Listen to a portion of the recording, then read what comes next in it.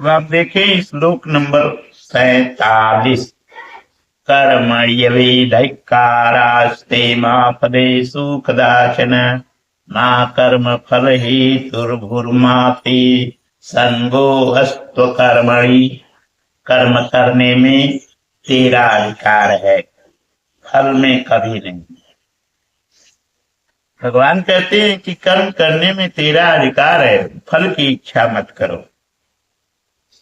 ऐसा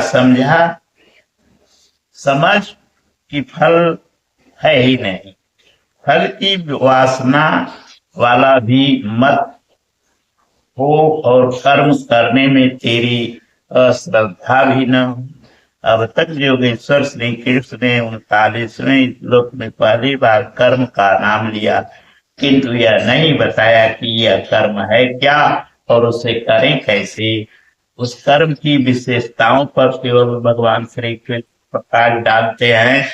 नंबर 1, अर्जुन इस कर्म द्वारा तो कर्मों के बंधन से अच्छी प्रकार छूट जाएगा। नंबर 2, अर्जुन इसमें आरंभ का अर्थात बीज का नाश नहीं है। आरंभ कर दे तो प्रकृति के पास कोई उपाय नहीं कि उसे नष्ट कर दे।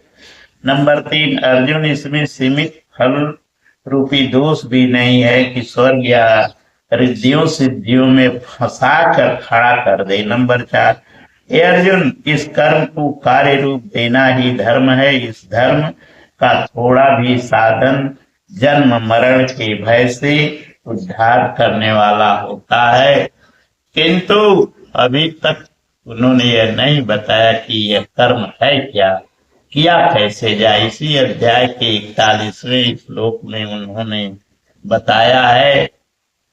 नंबर 5, अर्जुन इसमें निश्चयात्मिका बुद्धि एक ही है, क्रिया एक ही है, तो क्या बहुत सी क्रिया वाले भजन नहीं करते। अर्जुन कहता है, भगवान श्री कृष्ण कहते हैं कि वे कर्म नहीं करते। इसका कारण बताते हुए कहते हैं कि अविवेकियों की बुद्धि अनंत शाखाओं वाली होती है, इसलिए वे अनंत क्रियाओं का विस्तार कर लेते हैं। वे दिखावटी सौभाग्य वाणी में उन क्रियाओं को व्यक्त करते हैं।